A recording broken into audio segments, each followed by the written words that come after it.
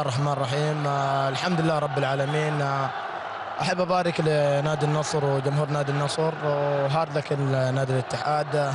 اظن احنا تعبنا من كلمه هارد لك هذه السنه، خاصه الجماهير تعبت مننا في هارد لك هذه السنه، لكن ما نقدر نقول الا الحمد لله. نادي الاتحاد يعني انت زي ما انت عارف في مشاكل كثيره وفي خلل كثير.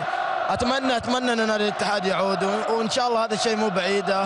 بالعزيمه والاصرار ان شاء الله كل شيء يرجع. طبعا انت شفت المباراه اليوم، الشوط الاول انا اعتقد انه دخلنا المباراه نايمين، ما استطعنا تحريك اي كوره في الشوط الاول، لكن الشوط الثاني انت شفت فيه تغير كبير مع التغييرات.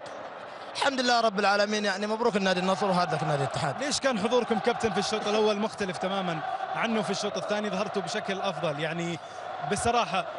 ما كنتوا يعني تبغوا تلعبوا في الشوط الاول او في هذه المواجهه، خصوصا انه تركيزكم خلينا نقول انه التركيز اكبر على اسيا وعلى كاس الملك.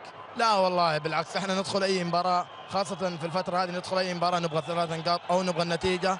لكن انت زي ما انت عارف، زي ما قلت لك عن الشوط الاول دخلنا ما احنا مركزين.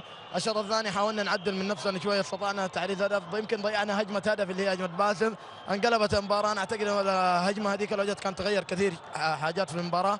لكن زي ما اقول لك الحمد لله رب العالمين، برضو مبروك للنادي النصر هذا النادي. شباب في الرابطه يقولون ختم. يعطيك العافيه فهد، حبيبي شكرا لك.